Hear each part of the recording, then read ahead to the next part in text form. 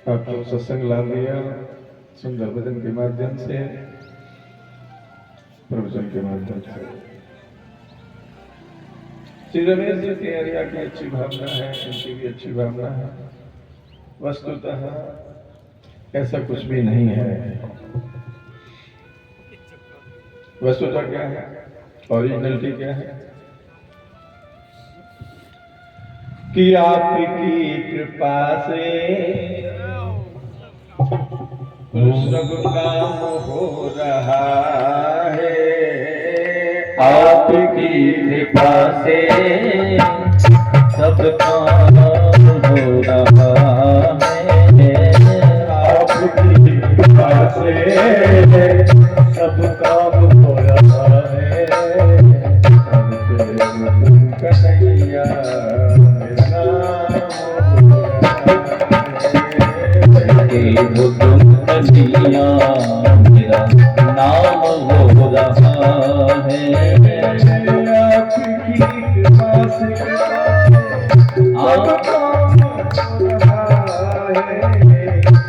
आपकी कृपा से सब काम हो रहा है।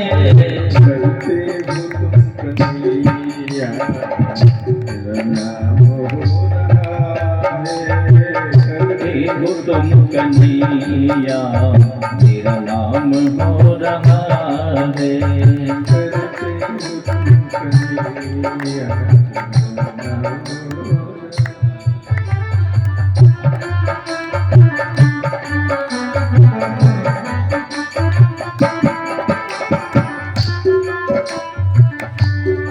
ये भगवान की कृपा, संत महापुरुषों की कृपा मानव को कहां से कहां ले जाके पहुंचा देती है। मानव जीवन का जो विकास है, आध्यात्मिक विकास, भौतिक विकास, संसार में जो कुछ चेतना, जागृति, स्मृति आपको जो कुछ दिख रही है, उसके पीछे संतों का हाथ है, उनकी कृपा। इसलिए जो सच्चे संत महापुरुष हो गए हैं, हमारी दृष्टि वहीं जाए और उन्हीं को पकड़े। बीच में सब हम लोग तो सिंपल आदमी, हमारा कोई, हम अपना अस्तित्व नहीं समझते, हम कुछ बोल नहीं सकते।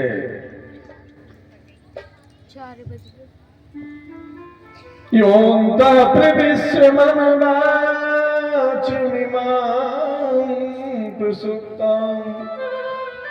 संजीव यत खिल शक्ति धर सदा। पहला दुर्ग जी कह रहे हैं, हमारी सोई हुई वाणी, इंद्रियों को, मेरे मन को, मेरे प्राणों को, मेरे जीवन को आपने जागृत कर देना, चेतना भर दी। ये आपकी, इसलिए आप भागवत में देखेंगे, घबराई नहीं, 1 घंटा है, आपको ले चलेंगे और सुंदर महाराज गिरिराज जी के प्रसंग में बहुत ही सुंदर जो भी आनंद है आप लेना है, धैर्य रखें, आनंद लें। 1 बजे चालू हुई है, 5 बजे छोड़ेंगे, उसके पहले कोई नहीं जाएगा। ये भक्त लोग इतने रसिक हैं कथा के प्रेमी, ये बीच में उठते ही नहीं, मतलब देखिए क्वालिटी है। तो कथा के बीच में कोई संत आ जाए, उनका दर्शन लाभ हो जाए, श्रवण लाभ हो जाए, उससे बड़े के कोई सौभाग्य नहीं। और हम बैठे किस लिए, हमें आनंद आता चाहिए। आप देखें भागवत कैसा कल्प वृक्ष है, कैसा ग्रंथ है, इसमें नीचे से नीचे दर्जे के लोग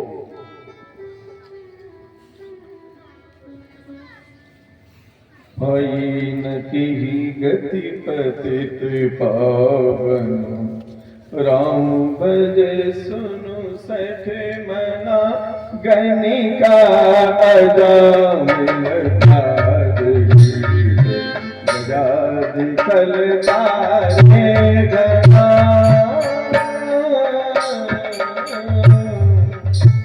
हर तरह के नीचे से नीचे पतुत से पतुत व्यक्ति भी आप देखें भागवत में मर करके धुंधकारी हो गया, वो भी टेंशन में था।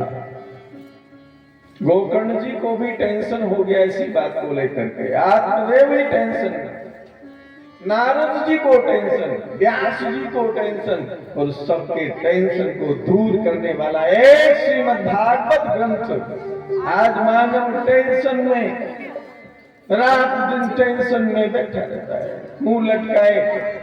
उस टेंशन को दूर करने के लिए भागवत ग्रंथ ये गर्जना कर रहा है कि आओ भागवत में, तुम्हारा टेंशन छूमंतर हो जाएगा। धुंधकारी जैसा पतित गिरा हुआ, उसका भी कल्याण भागवत से होता है। गजेंद्र का भी कल्याण भागवत से होता है, हाथी का भी कल्याण होता है। हाथी का ही नहीं, वृक्षों का भी कल्याण। तो आपने कथा अभी सुनी है नलभूवर मणिगीत की, उनका भी उद्धार भगवान कर रहे हैं भागवत के माध्यम से, आप सुने। पर महाराज हाथी का भी कल्याण भगवान ने किया है। आप देखें, भूत हो, प्रेत हो, हाथी हो, जीव हो, जंतु हो, कोई संत हो, ये बात सही है कि संतों के बाद पर्सनल कोई टेंशन नहीं होता है। नारद जी का भी टेंशन यदि था तो दूसरों का ही था, उद्धार का था, और उस टेंशन की निवृत्ति हुई है भागवत ग्रंथ से। जब महाराज सनकादियों ने, ऋषियों ने जब कथा सुनाई है, नारद जी झूम उठे, मस्त हो गए। और जब व्यास जी टेंशन में थे तो महाराज नारद जी ने चतुर्थ श्लोकी भागवत का उपदेश करके उनको टेंशन मुक्त किया है। अब कहीं में देख लिए कोई टेंशन में, भागवत में कोई बचा हो श्रवण करने वाला टेंशन मुक्त ना हुआ हो तो हमें बताओ। किस व्यक्ति ने भागवत सुनी टेंशन मुक्त नहीं हुआ, इसके जीवन में टेंशन रहा। वो टेंशन के कारण रीजन क्या है? संसार की चाहना और भागवत के श्रवण से इसके अंदर उस परमपिता परमात्मा की, उस लाला की, उस ग्वालिया की लालसा जग जाती है। इसके जीवन पर टेंशन नाम की कोई चीज नहीं रहती। सज्जनों, ऐसा दिव्य ग्रंथ, ऐसा कल्प वृक्ष, निगम कल्पतरोर गलितम फरम सुखमुखा दमित दिव संयुतम देवत भागवतम रसमालयम मुहुरहो रसिका। ये कल्प वृक्ष है, वेद रूपी कल्प वृक्ष का परिपक्व फल श्रीमद् भागवत है। और इसके वक्ता कौन है? वीतराग परमहंस सुखदेव मुनि इसके वक्ता है। सोचिए, यदि फल में तोता चोंच लगा दे तो कितना सुंदर फल मीठा हो जाता है। ऐसे ही सुख के द्वारा ये निश्चित वाणी उस भागवत में चार चांद लगा देती है। वस्तुतः भागवत के आदि वक्ता भगवान स्वयं नारायण है, वहां से प्रवाह चल रहा है। ये भागवत स्वयं भगवान का प्रवाह है। पृष्ठोयम तिरोधायो श्रीमद् भागवतार्णव। महाराज उत्तम जी के कहने से भगवान जो है भागवत जी में प्रवेश कर गए और उन्हें अपना भागवत जी को स्वरूप प्रदान किया है। और भागवत जी में जो चमत्कार है वो स्वयं भगवान का है। इसलिए भागवत जी भगवान से हट करके नहीं, भगवान का साक्षात स्वरूप है। हर चीज, चाहे गीता हो, गंगा हो, गायत्री हो, सबसे बढ़ करके है। ये आपके घर में जाके कल्याण करने के लिए तैयार है। केवल कल्याण नहीं, आपके बिगड़े हुए स्वभाव को शुद्ध करके भगवत प्रेमी बनाने के लिए समर्थ है। ऐसा ये दिव्य भागवत ग्रंथ जिसमें उन ब्रजवासियों की उन लीलाओं का वर्णन है जिन्हें सुख देने के लिए भगवान महाराज क्या क्या नहीं बने, क्या क्या नहीं किया।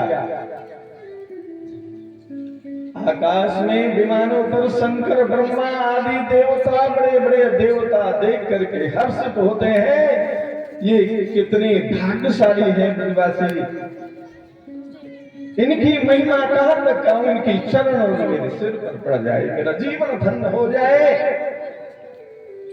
भगवान के भक्त तो हैं पर रस नहीं है।